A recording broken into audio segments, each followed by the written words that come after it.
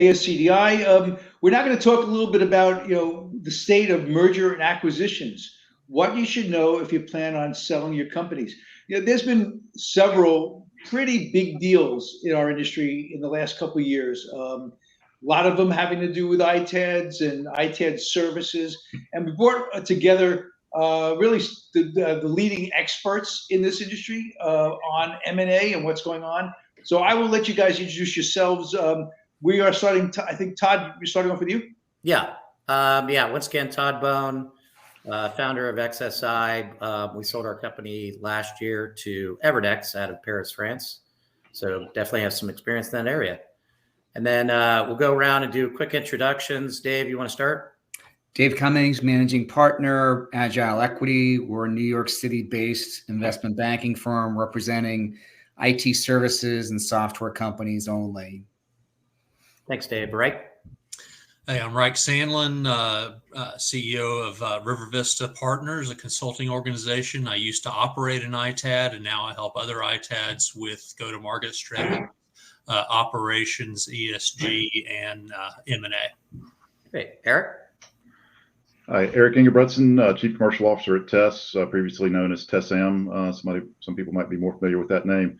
And at large global ITAD and recycling player, I've got overall global responsibility for sales and marketing for the company. And I'll finish up with my good friend Lenny, introducing him. Lenny's a founding member of Flatiron Law Group, handling sell-side M&A. He actually represented XSI, and he's a nationally recognized speaker on M&A and technology transactions.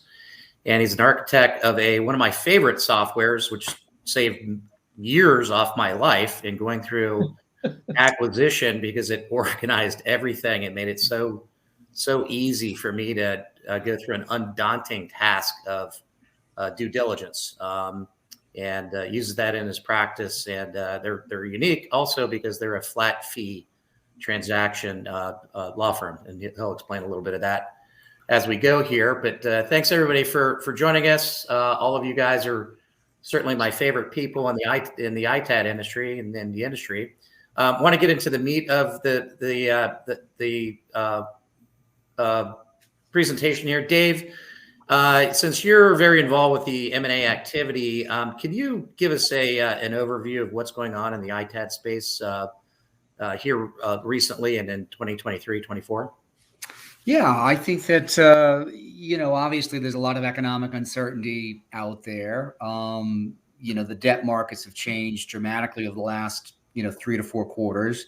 But having said all that, we really operate, in the lower middle market, as does, the ASCDI and other organizations like SIA.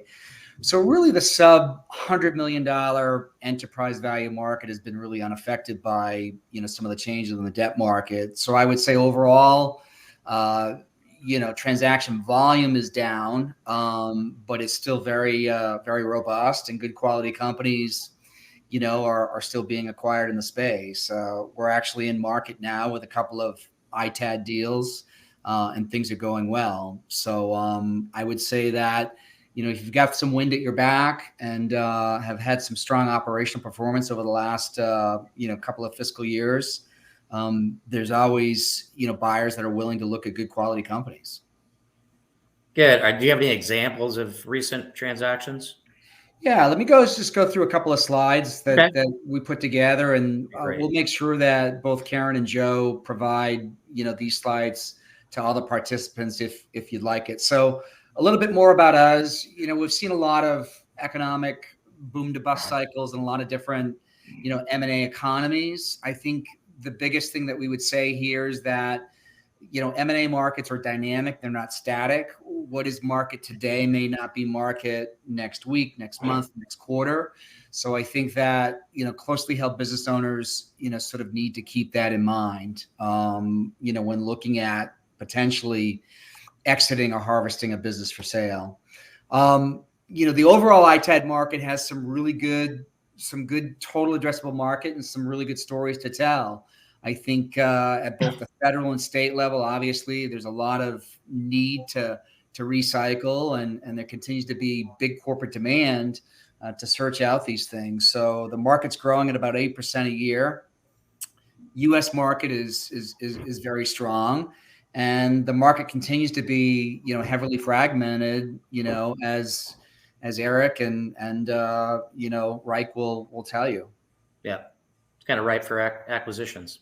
So here's some recent deals. Obviously, we were involved in the XSI transaction with Evernext, Ultratech Holdings, which was a UK company acquired by Restore. Obviously, Eric can give you his feedback on the TESAM transaction.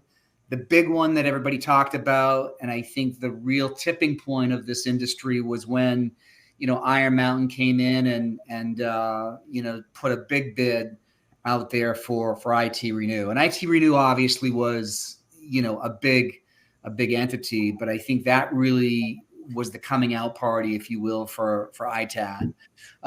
So these are just some transactions over the last, 2 to 4 quarters that have clicked off in the space. And I think you'll continue to see more good quality deals, in the space. Now, it's always, everybody always wants to know, well, what's my company worth? And it varies based on a strategic acquisition versus private equity get involved into the marketplace, to the size of your organization, to the clients and all that kind of stuff. What kind of scale are you seeing? And I'm talking, maybe a multiple of EBITDA. What kind of ranges are you seeing out there? Yeah, I mean, obviously valuation's part art, part science, right? I mean, one of the reasons why typically you want to run a process or you want to talk to multiple buyers is because, each company identifies and views businesses materially differently. But, there's value enhancers and there's value, things that you'll get knocked on. But I would say really, if you've got a good quality business, a multiple of EBITDA, which is really TTM, trailing 12 months, it's probably talking like 6.5 to maybe 9.5. I mean, obviously they can be lower, they can be higher, depends upon obviously the underlying makeup of the revenue and the EBITDA. But overall, high single digit multiples of EBITDA is what we're currently seeing in the market today. Right. And a company that just resells product, they're going to be probably more in the 2 to 3 range. Well, I mean, if you're just selling product, maybe the metric isn't EBITDA, the metric might be revenue. And then if the metric is revenue, it could be anywhere from 0.50 x all the way up to maybe 1.25x. Mm-hmm. But typically, buyers like to use EBITDA, and the reason why they like to use EBITDA is because it's the proxy of free cash flow. It's really what we use in the industry to benchmark and price off of. Right. Thanks, Dave, for that. Rike, before companies, get to that, thought process of wanting to sell, there's things that they should be doing to position themselves. And I know that you've been through some sales and also consulting with companies. What are some of the things that you're getting asked for from the ITAD industry for assistance with? Yeah, I think one of the things that buyers are going to be most interested in is reducing their risk. So the ITAD will talk about revenues, they'll talk about EBITDA, they'll share a lot of financial information, but but as part of the due diligence, the buyers are challenging the ITADs.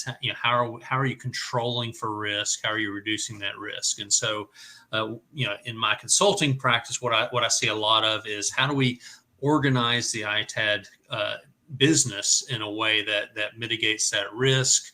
Things like controls, process controls, certifications. Do they have an ESG program? Because that's definitely a driving factor in the future. What are these things that we're doing to control for risk? That also includes securing revenues, right? So, are your revenues and your margins based on transactional kind of activity, or do you have long-term contracts with your suppliers, with your clients for providing services and maintaining those relationships? That's a way to mitigate risk. As a part of your consulting business, and I've just thought of this, I didn't ask you before, are you being asked to help guide a sales plan or introductions to other entities in the Yeah, industry? I have to be careful. I'm not a broker. Right. I'm not out there marketing companies to buyers. Yeah. But I am asked to help help advise them along that path. And so I'm saying more in terms of, here's how you can grow your ITAD business. Here's some people in the industry I can introduce you to that may want to subcontract you, or you can subcontract, or it could be a partnership. yeah, absolutely. And I'm getting questions from the buy side as well. Strategic buyers or PE firms that want to know who the reputation of some of the companies in the industry and their strengths and weaknesses. So I do some of the due diligence activities as well, depending on the relationship and the deal. Gotcha. Now let's switch to Eric on the buy side. Mm-hmm. I would imagine you guys were pretty active before COVID hit. Mm-hmm. Take us through how TESS has changed in terms of, pre-COVID. What were you doing during COVID? I know that you've done some investments in some battery recycling plants. And then what's the roadmap for acquisitions moving forward? Yeah, happy to go through that. It's changed pretty dramatically for us for different reasons. Partially before we were private equity backed before, and that was always obviously aimed at an exit in it. And so investments we were making at that point were all kind of aimed around that exit in it. So big investments in battery recycling in it. Obviously set up a large facility in Singapore. Continued that investment. Actually, we're commissioning our site in Shanghai right now and working on another one in Rotterdam that'll be commissioned by the end of this year. And that actually helped us with our valuation going into the acquisition with SK Eco Plant, just because battery valuations are very different than kind of ITAD recycling type valuations in it, which is one of the things that really helped our multiple significantly there. So that was really the focus kind of going through COVID and kind of up to the acquisition point was getting better at what we did, and from a kind of an investment and acquisition perspective, really focusing on the battery side of things. Since then, we're kind of on the other side of that fence now, but very long-term view of things owned by SK. That's one of the biggest companies nobody's ever heard of, including me, before we were acquired. In it, Korean-based firm, revenues of roughly $130 billion annually, so significant business. And they continue to be very focused on the battery space, and so there's deep investments we're going to continue to make there. We also believe, from an acquisition perspective, that playing in adjacent spaces is kind of where we need to put a focus, and that answer is going to be different for everybody. But for TESS, because we happen to have a good bit of scale and we're in lots of different places already, to put up another, to buy an ITAD business in a given geography, and we would do it if it was opportunistic, but it's not something we're focused on. We're pretty focused on adjacent services, things like warranty service, maintenance service, managed deployment type services, smart hands and feet, something further up the food chain than where we are, that gets us more into that strategic partner category with our customers. That makes a lot of sense. Dave, back to you. What are you hearing as things that buyers are looking for in terms of companies that they're looking to acquire? In the ITAD space, it's obviously companies that have, all the right licenses. They've got good quality relationships with large class enterprises. A combination of obviously doing reclamation work at the data center space. Sometimes they're also looking at going all the way back to, the desktop or the device area, and really making sure that these business owners are thinking about, how do I develop a recurring revenue model, to the ITAD market? And there's some companies out there that have done a really good job at that. But by and large, what is the footprint? What's been the revenue growth and EBITDA growth of the entity over a period of time? And who are their end customers? I think most of the time we're seeing that these ITAD providers are providing services to large class, sort of global, 2,500 firms. I mean, most smaller companies, whether it be Soho or even the SME market, they're really not needing ITAD services as much as the big companies. So that's really what we're seeing in the marketplace, and the interest from buyers, and also geographical presence. There's some ITAD providers that don't have a West Coast presence, that are East Coast, or vice versa. And I think that's very helpful, because getting product from point A to point B can be extremely expensive. Right. So, Rike, back to you. When XSI was approached by Evernext, they did like the fact that we had an ITAD certification. So, what have you seen in terms of the value that can bring to an organization when they're getting acquired? Yeah, Todd, I think that XSI definitely saw some revenue growth coming out of that process, right? You were able to capture additional clients, and so certifications are actually a prerequisite for a lot of enterprises to even look at you as an ITAD provider. So, and then the ASCDI ITAD certification that you have kind of takes it to another level with ethics and services verification. So, I mentioned earlier that on the buy side, they're looking for controls. They're looking for how they mitigate risk, including future revenue risk. That's the certification is one of those key building blocks that you need to have in place to be able to grow in the future. Gotcha. Lenny, to you, you guys do M&A, seller side, legal representation. What are some of the keys? We had to go through an extensive due diligence process with an outside big accounting firm, which was very undaunting. But what are some of the things that you would recommend as a company if you're a year to two out that you start looking at to prepare for a due diligence scenario? First, thank you actually to Joe and all of you for allowing me to join this. So the lawyer in the room is an unusual thing at an event like this. So thank you. First of all, you got to get organized. The sale of a business is not significantly different than the sale of a house, right? You got to make it clean, got to make it pretty. You got to show everybody how beautiful you really are. And an organized mess with regard to your documents, your finances or otherwise is just going to put off everybody. Whether you do a quality of earnings analysis on the accounting side, something that Dave always advocates. But your accounting needs to be set up, and then you got to look at all your documents. And it sounds really boring, but because you lived through it, 600 individual requests in diligence was a bear. And if you don't have the materials, for example, your foundation documents, your equity plans, HR, insurance, and so on, it sounds really boring, and it is. But if you're not well planned to do this, you're toast, because the efforts to sell your business is enormous. You were kind enough to say that we helped you in your sale, and we used our platform Deal Driver to do it. But whatever you're doing, you need talented people. You had a bunch of people on your team. So you got to find people you can trust that also will keep their lips sealed with regard to disclosures to others, and get things organized early, so that you're not racing to a closing. You're walking yourself carefully, and you can focus on the issues that you really need to confront, because no deal closes without problems. And you need to be focused on keeping your revenue up and your expenses down, and drive the deal to close. So be organized, get your house ready, get pretty, and go sell. Yep. I'll get right back to you, but Dave, one of the things I think is important is a lot of companies that sell are, it's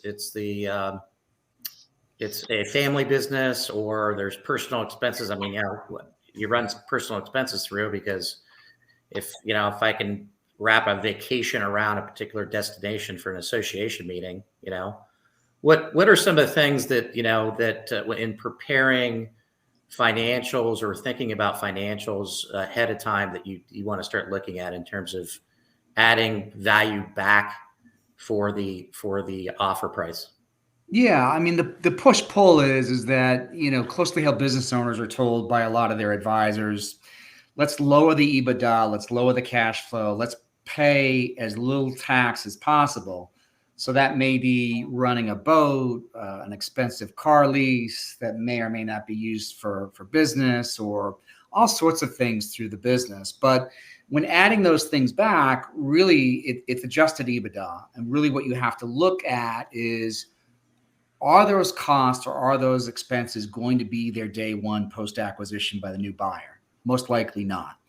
So you take those things, you go back 12 months, you say, okay, what's non-recurring, what's an owner add back, and you have the opportunity to obviously increase EBITDA.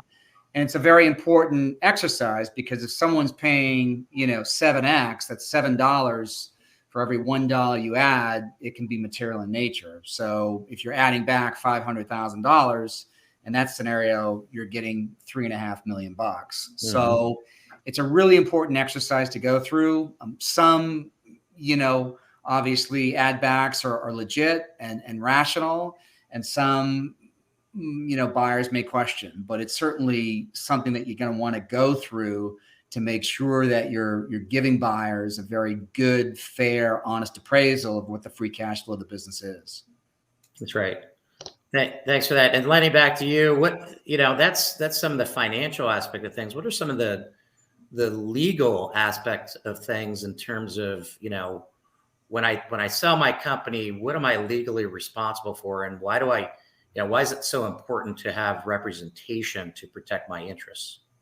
So there's a bunch of issues that pop up in every deal that are critical for the seller. Like, for example, the purchase price. What's composed in the purchase price?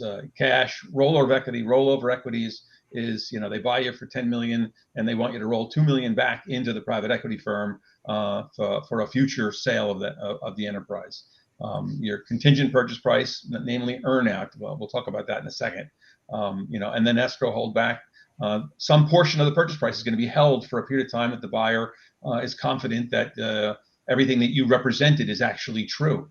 There's a section of the agreement that you have to sign off on, which I call the trust but verify element. It's not just due diligence. There's a representation and warranty. You as the seller are signing your life on the line, including potentially a forever clause that essentially anything with regard to fraud, you're always going to be responsible for. But the reps and warranties are rather detailed. They used to be 3 or 4 pages long, and now they're like 15, 20 pages.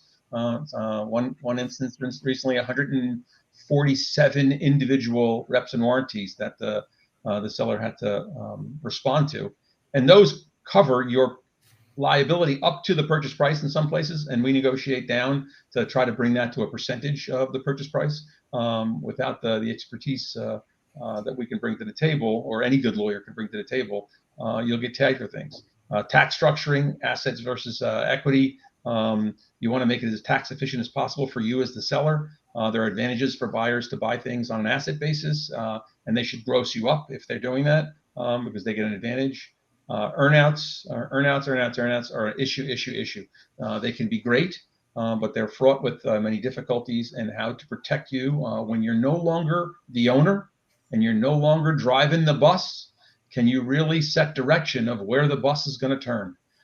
So keep that in mind. And then guardrails around liability exposure. What's your exposure for a problem? What's the survival period for those reps and warranties that I just made a big deal about? What about, do you have insurance today? You can get a tail on the insurance that you have today to protect you downstream with regard to those reps and warranties. And what are you doing after the sale? Are you sticking around? And what's your role going to be, and how you're going to execute on that role? These are all critical issues for you as a seller. It's not just cut the check and leave. Maybe it's an all cash deal and you're getting all up front and you're walking away, and God bless you. But that's not normally what in a buyer's market, which we have somewhat today. It's not what you're probably going to get offered, and so you're going to need some help. Yeah, and one big thing, especially in the United States, is state tax. Yeah, so sales tax. There's a reason why I live in Texas and not Georgia anymore. That's right. And a lot of people are running businesses where they don't think they touch sales tax issues, particularly for technology companies, or if you have a technology implementation with regard to what you're doing. SaaS services in many states is sales tax laden, and people don't even know that. The sales tax and actually individual income taxes are important. And if you're going to be planning way ahead, you get a wealth manager to sit down with you and go through. You'll see people that will move a year or two before they sell their business, so they can land in a comfortable zone, as Todd, you have done, and Dave's shaking his head in agreement as well. It's an important plan for wealth management. Even if the wealth is not FU wealth that you're never going to work again, but you're going to want to try to hold on to as much as you can. So speak to some wealth management professionals. Yeah. And then while we're on you, I hadn't heard of a flat rate M&A firm, and when I found you guys, I was so happy. But how are you able to do that versus other law firms? In the first instance, we do it because we all owned businesses prior. We were lawyers at big law firms. We left, we ran businesses, and then we came back to the practice, and we've changed the model. We don't live on the model of having lots of associates and junior partners working for us and lots of fancy tall buildings with glass walls and marble tables. We cut that out. We deploy labor in a different way. So that we bring people in sort of like on a contractor model as necessary. We have teams that we use constantly so that there's familiarity. Like we've done 5 deals in the third-party maintenance ITAD space over the past couple of years. So we know the space well, and our team knows the space well. And then we utilize technology significantly. As you mentioned, you had 600 requests, and you had 20 or 30 people on the other side across from your small team of 5 or 6 people. And the burden was great, but that use of technology was a you say a lifesaver for you, but it helped made the deal more efficient for you to run your business. And doing that essentially makes the deal easier to manage because it is a difficult thing to manage. Everybody on this panel knows how hard it is to sell a business successfully and be happy at the end. And that just requires a lot of work up front and a constant attention for the period of time that you're on the block. Well said. I mean, every transaction is a heavy lift. I mean, oftentimes we talk to business owners and say, well, this is going to be an easy deal. And I've been doing this for 30 years and I'm 250 plus deep. There's no such thing as an easy deal. It doesn't work that way. Doesn't happen. No, it just doesn't. Even the easiest of easiest deals is not easy. It just isn't. There's always a wrench, and it's oftentimes no one's fault. I mean, I've had deals where it is people's fault and the deals break down and they get retraded. And that's exactly what you want to avoid is you want, as everybody's talking today, get ready, get ready, get ready. You can't say it enough. The more prepared you are, the less likely you'll have a surprise, but it doesn't mean the deal will be simple. It just won't. Yeah, Lenny, you made a great point about just how difficult and how distracting a deal can be for the management of the company. What I've seen in my own business and others is that the burden on the owner, on the senior management team to pull together all this mountains of data really takes their eye off the ball, or it can. And so you've got to be very careful about losing control of the business in the midst of all this. Where your sales start to dip, and then all of a sudden there's a renegotiation. Yeah. Right. Yeah. Eric, on the buy side, and I think this will be the last conversation that we have, and I'll involve the whole group. What are some of the things that you guys see as being more valuable in the market as you're looking at companies that you would acquire? Yeah, we're fortunate just because of the scale that we've got, and I've been inquisitive in the past, and that we happen to see a lot of deals that come through. There's certainly ones that we seek out, but then there's as kind of deals are being put together and books are being put together. We have a look at a lot of those, and so we have a pretty good vantage point to see a lot of different businesses out there, and so we kind of see what we think is good and obviously not as good about it. When I think about kind of the positive things in there, I kind of start with capability, and then obviously you've got to be good at what you do. But if you just do one thing really well, it's probably not as interesting as doing multiple things well. So if you're really good in the ITAD side, but you also do deployment, then that's going to be more interesting to somebody like us. And it not just because we're interested in deployment, but just because it's a broader capability set to kind of put you in a different conversation. Geodiversity is important, I think. And again, whether that's East Coast, West Coast, or whether that's US and LATAM, you can structure that lots of different ways. But when you look at kind of what Tess had, that's one of the reasons, another reason we got the valuation that we got, because we had lots of diversity. We're in lots of different places to service the type of clients that we're privileged to service, which it kind of goes into the client side of things. And you want long-standing contractual relationships. If we look at a business and it's more of a transactional type model, or the relationships are, the bigger relationships are pretty new, or it's not very diverse, meaning like two clients make up 70% of the revenue or something like that, and that those aren't great things. So kind of consistent programmatic relationships, but with some diversity revenue. So if one of those clients were to go away, it wouldn't hurt too bad. I'd also say clean systems is part of it. I mean, I think we all, at different points in time struggle with technology and IT, whether it's reporting or warehouse management systems or financial systems, that gets harder. I can attest to it as you scale in it. Having something that produces the information that you need, that you can count on, whether that's from financials or, again, client reporting or something like that, something where somebody's going to be able to come in and run a tight ship and be able to trust the data that they're dealing with is pretty important. And I think the only other thing I'd say, one of the things Dave mentioned earlier was around EBITDA adjustments.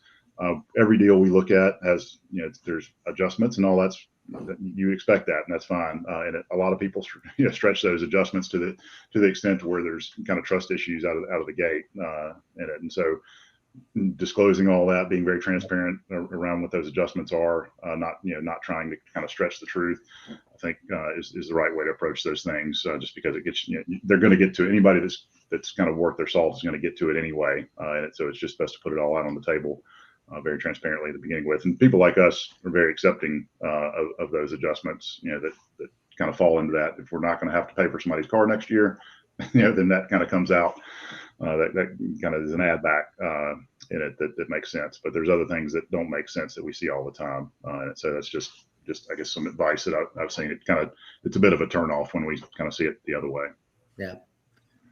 Excellent information, Eric. And you brought up something, Dave, that I want to touch on. Putting a book together and marketing yourself to, a lot of different companies. Is that the best way to get the biggest, the highest offer for your company? I mean, it can be. I mean, there's sort of different ways to sell a business. I think I have a slide in here that will sort of show that. I mean, there's, pros and cons of each. So, one is preemptive, one is a targeted solicitation, one's a controlled auction, and one's a very broad-based auction. And each have advantages and disadvantages. It really depends upon what the goal and objectives are of the selling shareholders. It's not a one size fits all sort of solution set. So I think, when you have a closely held business owners thinking about a liquidity strategy, they really have to spend time strategizing with a banker, someone like Rike or ourselves, and even bringing in, a lawyer or an accountant on a deal team and saying, okay, how do I want to move the ball down the field and what's the best solution for me? So certainly a lot of our clients like us to build offering memorandums, go to market, talk to, sometimes 8, 15, as many as 20 groups. I mean, we're not like a Harris Williams or another banker where they're going to go out and, show the book to, 75, 100, 150 groups. We're just not like that, because if you're bidding on businesses like that, why are you the smartest guy in the room? When you get book 105 and you're the headline price. So, that's the benefit of being sort of inch wide, mile deep, only doing IT services and software, is we sort of know, who's in the space and who's buying, who's sort of in the self-imposed penalty box, and who's looking to potentially liquidate. Yeah, I mean, that seems like an undaunting task for the seller. I mean, are you guys managing most of that process in terms of let's say you put 25 books out there. Do I have to have a conversation with 25? How many of the 25 are going to be interested in having a conversation? And then as the executive, how many conversations do I have to have with these, Yeah, in that example, I mean, it probably would get whittled down to maybe 5 or 6 conversations that senior management or the CEO would have access to. So think of it as a funnel. You're sort of green, yellow, red lighting each buyer as you sort of move the ball down the field in the process. And you're seeing, and you just know, I mean, after doing it for a period of time, the quality of the questions you're getting, how motivated the buyer is. And look, at the end of the day, deals don't get done unless you have a motivated buyer and a motivated seller. It's as simple as that. And you can just tell the motivation on behalf of different buyer groups. If it takes you 3 weeks to get an NDA signed from a buyer, well, it's probably highly unlikely that dog's not going to hunt. But, if you get somebody else, that's asking smart questions, that's leaning in, that, is curious about the business, then we put our attention that direction. Mm-hmm. And how often does a company try to sell this year and it just doesn't work out?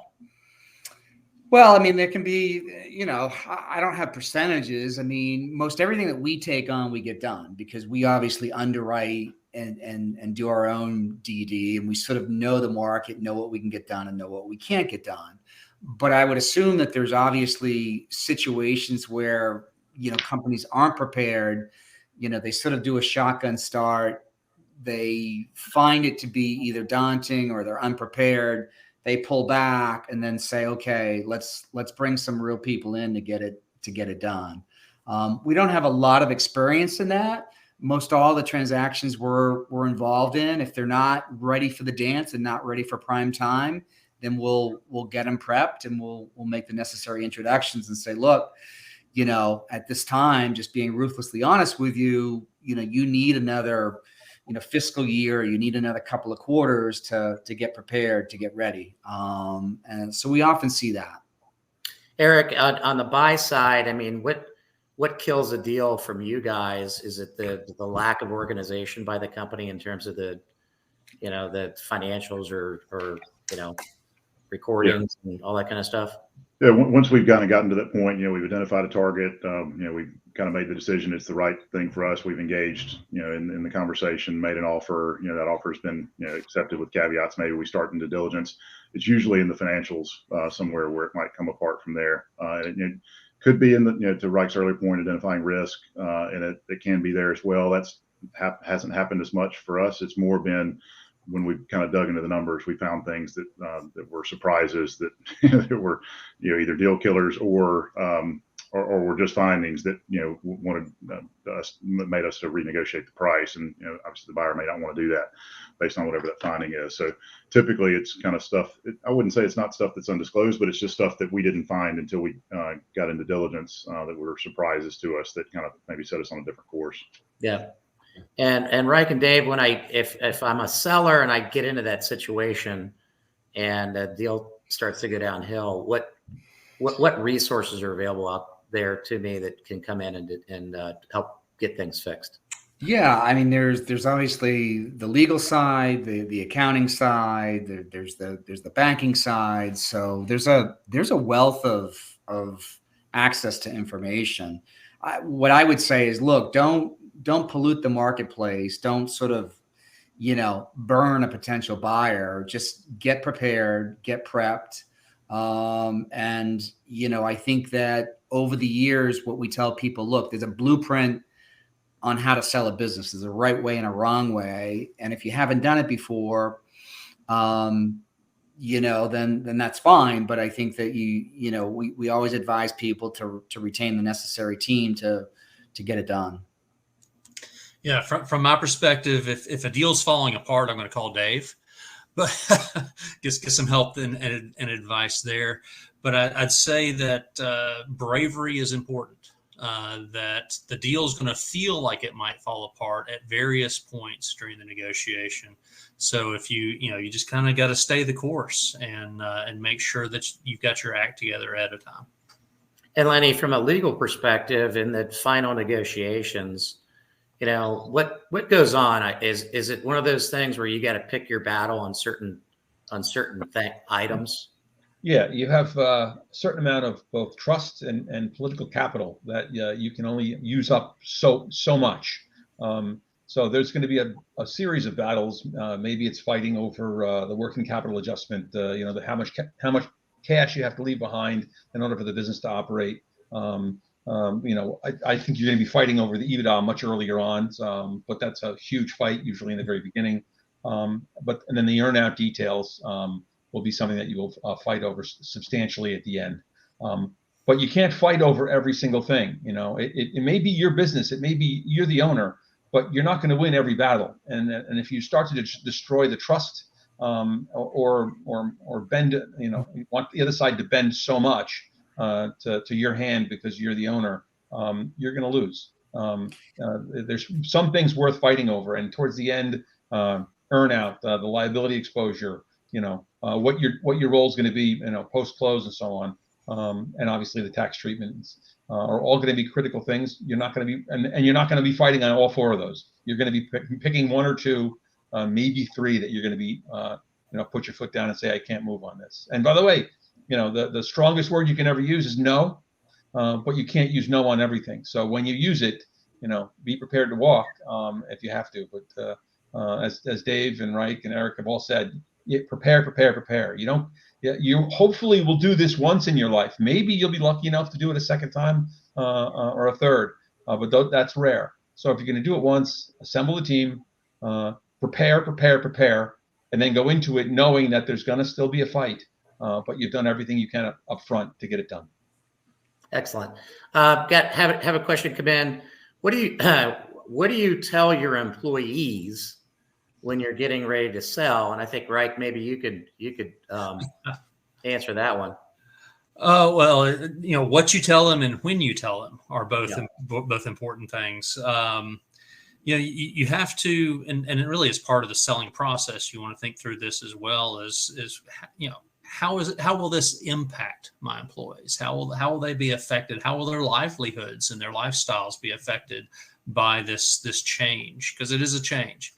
To the extent that you can, you want to, you know, put them at ease because you've already talked with the buyer about the impact on the employees. You've kind of planned ahead and thought that through. So, you know, again, trust is a big part of this. So don't start being untrustworthy at this moment. You know, you've got to maintain those employee relationships and make sure that they are invested in the success of the future company. And Eric, I imagine that when you buy a company, you want the employees, especially the great ones that have held got the company where they are today, to make them acquirable. Yeah, I mean, that's incumbent upon every buyer, in my opinion. And you're not just buying revenue in most cases, sometimes, but that, to me, those aren't very interesting deals. You're buying talent in a lot of cases. And if you kind of go back to a point in time and look at, you know, what Arrow did, which is maybe one of the worst examples of all the acquisitions that got done, they had a lot of talent and they couldn't manage the talent. And then there was a lot of other things that were kind of spiced in with that. So if you don't recognize that a big part of the assets you're buying is talent, you're making a huge mistake. And what a lot of people also do, they may recognize that, but they don't incentivize that talent to stay, or don't kind of tie them up, golden handcuffs, whatever you want to call it. So to me, identifying, understanding it, identifying who that talent is, and making sure that they're incentivized to stay for a long time is pretty critical. Let's talk about minimum deal size. I mean, is there a minimum that you guys would look at, Eric? Got to be $5 million EBITDA or more, or do you have any standard, number like that? There's not a hard and fast number, I wouldn't say. I'd say once you kind of get sub 15 million in it, that tends to not have as much structure to it. Systems aren't as great. Maybe don't have all the right certifications or all the resources they need. So, and that's going to be different. That's maybe just because we've got some scale in it, but I think you've got to kind of be in that 15, 20 plus million range to have something that is kind of built the way that we want it to be built to jump in. But again, that's probably just more because we've already got a fair amount of scale. Yep. Dave, are you seeing deals go sub 15 million? Yeah, I mean, sometimes there's got to be something that's points of distinction and uniqueness, right? I mean, as Eric's saying, I mean, it just can't be a Me Too company, but bigger companies get bigger multiples. Yeah. So that's the key there. Yeah. I'd agree with that. If you think about kind of the two large ones that happened last year with Tess and with Iron Mountain, and both of them had scale, both in terms of revenue and in terms of capability. They had some uniqueness to them in it. So to me, both those were pretty differentiated sales versus some of the other ones that we've seen over the past 10 years or so, just because of the amount of scale and because they had there was some specific focus and capability that both Tess and IT Renew offered. So to me, that was kind of critical. Going back to what Dave said about valuations, both, I think it's pretty public, the valuation we got and the valuation that IT Renew got were significantly higher. And that's because of that scale and because of that kind of specific capabilities that we're able to bring to the table. Great. And here's a slide that we put together on some of the players that are in the space. I mean, combination of public, private, some of the data, you never know on the private stuff. It's a combination of PitchBook, Cap IQ, Bloomberg. Obviously Eric will let us know if it's right or if it's wrong. But, these are some of the bigger players out there on the block, as you can see, as far as employees and sort of revenue and everything else. Yep. Thanks, Dave. Joe, any last comments? No, just fantastic. I really appreciate you guys. You guys know what you're doing. You've done it before. I sold my company, many years ago, and it's a long journey. It took us about 8 months of back and forth with the buyer, but it was done. But that was a different time, different place, and you guys are really in touch with what's going on today. So I want to thank you very much for the session. Yep. Thanks for having us, Joe. Yep. Thanks, everybody. Appreciate it. Thank you. Our next session is going to be with TCO. We'll see you guys in about 60 seconds there. Thank you, guys. Thank you very much. Bye. Great job, everybody. Thank you so much.